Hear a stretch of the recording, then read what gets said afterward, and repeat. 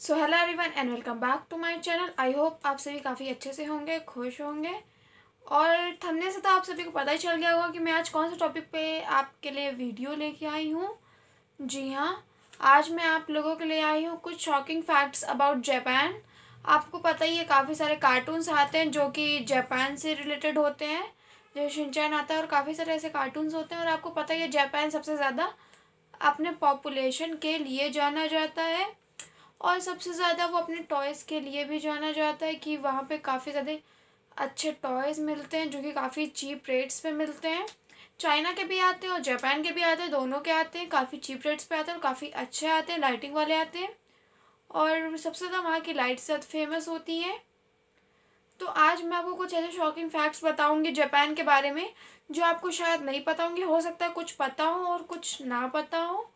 तो चलिए बिना किसी फालतू बात के हम स्टार्ट करते हैं अपने शॉकिंग फैक्ट्स अबाउट जापान। तो हमारा सबसे पहला फैक्ट है, there is one vending machine for every 24 people. जी हाँ, आपको पता ही है वो कितना ज़्यादा डेवलप्ड है जापान, और इसी वजह से वहाँ पे कम से कम नहीं तो लाखों वेंडिंग मशीन्स हैं, जिसकी वजह से ये करीब एक वेंडिंग मशीन 24 पीपल के बराबर निकल के आती है। कि मतलब वहाँ पे जितनी पॉपुलेशन है उसमें से 24 लोगों के हिसाब से करीब एक वेंडिंग मशीन होती है। तो आप सोच ही सकते हैं कि वहाँ पे कितनी सारी वेंडिंग मशीन्स होंगी, और इसकी वजह से वहाँ के लोगों की लाइफ जो है कितनी ज़्यादा इजी बन जाती है।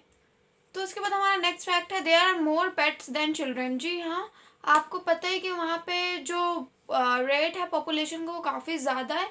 इसी वजह से वहाँ के लोग अब पॉपुलेशन रेट अपना कम करना चाहते हैं, इसी वजह से वो लोग कम बच्चे करते हैं, और इसी वजह से वहाँ के जो बच्चे हैं वो कम है और वहाँ के जो पेट्स हैं वो ज़्यादा हैं।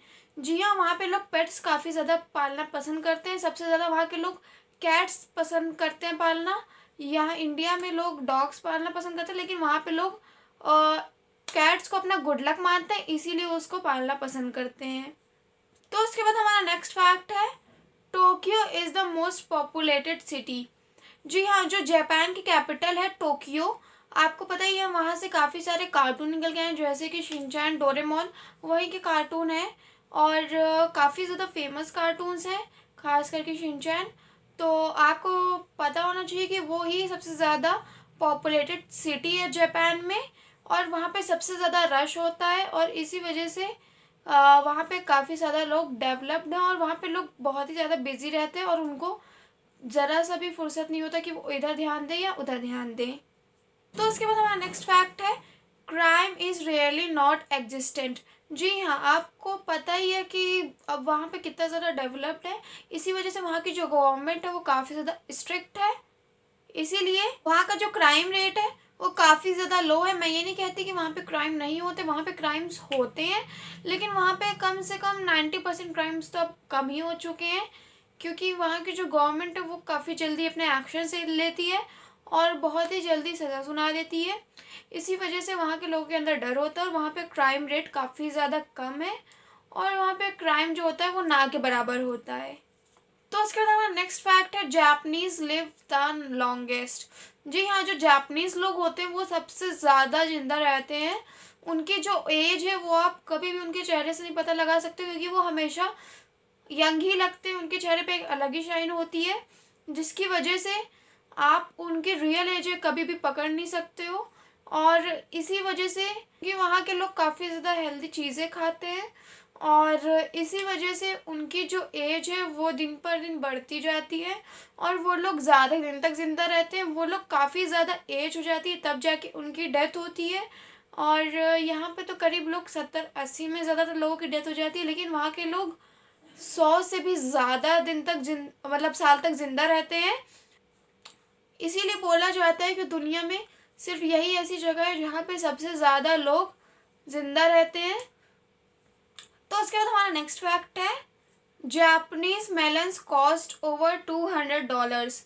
जी हाँ, आपको पता ही है कि हमारे इंडिया में मेलन्स यानी कि तरबूज और खरबूजे जो हैं करीब 20-30 रुपए के आसपास के मिल जाते हैं, और जो कि $1 से भी काफ़ी ज़्यादा कम है। लेकिन जापान में इसका उल्टा है, क्योंकि वहाँ पे इतने ज़्यादा वाटरमेलन नहीं होते हैं, इतने ज़्यादा मेलन्स नहीं होते, इस वजह से उनके जो रेट हैं वो कम से कम $500 से भी ज़्यादा है, जो कि अराउंड 20,000 के आसपास होगा। और इसी वजह से वहाँ के जो फ्रूट है वो कब सबसे ज़्यादा मेलन खाया जाता है और उसको सबसे ज़्यादा अच्छा फल माना जाता है, क्योंकि वो सबसे ज़्यादा महंगा मिलता है। और इसलिए आप लोगों ने कार्टून्स वगैरह में भी देखा होगा कि काफ़ी सारे लोग सिर्फ वाटरमेलन ही खाते हैं। हाँ, वहाँ पे वाटरमेलन काफ़ी ज़्यादा फेमस है और वहाँ के लोग ज़्यादातर इसी को खाना पसंद करते हैं, लेकिन ये काफ़ी ज़्यादा एक्सपेंसिव होते हैं। इसके लिए आपके पास काफ़ी सारे पैसे होने चाहिए, तभी आप इसको बाय कर सकते हो वहाँ पे, क्योंकि ये इतने ज़्यादा एक्सपेंसिव होते हैं कि आप सोच भी नहीं सकते हो। तो उसके बाद हमारा नेक्स्ट फैक्ट है, स्लर्पिंग नूडल्स इजंट रूड। जैसे कि हमारे इंडिया में होता है कि जैसे अगर कोई सुड़ सुड़ करके मतलब स्लर्प करके नूडल्स खा रहा है, चाय पी रहा है, तो इसको काफ़ी ज़्यादा बुरा माना जाता है। लेकिन जापान में ऐसा नहीं होता है। अगर आप स्लर्प करके अपने नूडल्स खा रहे हो तो इसको कोई बुरा नहीं माना जाता है, क्योंकि ये आपकी मर्ज़ी है वहाँ पे कि आप किस तरह से अपने नूडल्स खाना चाहते हो। इसीलिए वहाँ पे कोई इस चीज़ का बुरा नहीं मानता है। तो उसके बाद हमारा नेक्स्ट फैक्ट है, more than 1,500 earthquakes strike every year.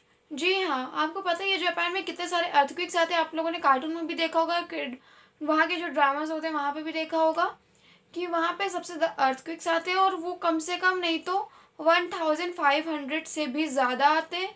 ये एक तरीके से इस वजह से भी है क्योंकि वहाँ पे सबसे ज़्यादा माउंटेन्स पाए जाते हैं, और ये भी कहा जाता है कि वहाँ पे जितनी प्लेसेस है उसमें से पूरा मिला के 80% जो है वो सिर्फ माउंटेन्स है, और इसी वजह से वहाँ पे सबसे ज़्यादा अर्थक्वेक्स भी आते हैं। और इसीलिए वहाँ के लोग सबसे ज़्यादा लकड़ी के घर बनाना पसंद करते हैं, क्योंकि उनका मानना है कि जो लकड़ियों के घर होते हैं वो ज़्यादा मजबूत होते हैं ब्रिक्स के मुकाबले। तो उसके बाद हमारा नेक्स्ट फैक्ट है, there are more than 4 million vending machines.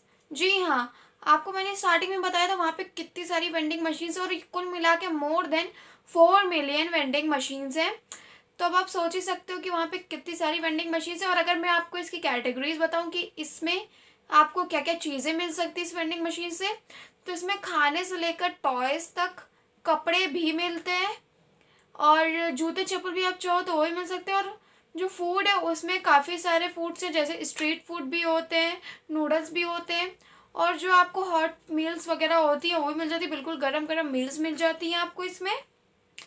और इसी वजह से वहाँ के लोगों की जो लाइफ है काफ़ी ज़्यादा इजी बन जाती है, और इसी वजह से वो काफ़ी ज़्यादा डेवलप्ड माना जाता है जापान को, क्योंकि उसके पास इतनी सारी वेंडिंग मशीन्स है, और वो काफ़ी ज़्यादा अच्छी बात है।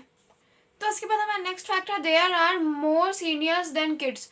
जी हाँ, जैसे मैंने आपको बताया था कि यहाँ के लोग सबसे ज़्यादा जिंदा रहते हैं, इसी वजह से यहाँ पे जो बूढ़े लोग हैं उनकी जो कैपेसिटी मतलब उनकी जो पॉपुलेशन है वो ज़्यादा है, और यहाँ पे किड्स कम है, क्योंकि मैंने आपको बताया ही था कि यहाँ के लोग अपनी पॉपुलेशन को कंट्रोल कर रहे हैं। इसलिए वहाँ के लोग ज़्यादा से ज़्यादा लोग एक बच्चे ही करते हैं, क्योंकि वो अपने बच्चों पर ज़्यादा से ज़्यादा ध्यान देना चाहते हैं। इसी वजह से वहाँ पे जो बच्चे उनका रेट कम है, और जो एडल्ट्स हैं बूढ़े हैं उनका जो रेट है पॉपुलेशन का वो ज़्यादा है बच्चों से। तो फ्रेंड्स, यही थी मेरी आज की जापान के बारे में कुछ शॉकिंग फैक्ट्स।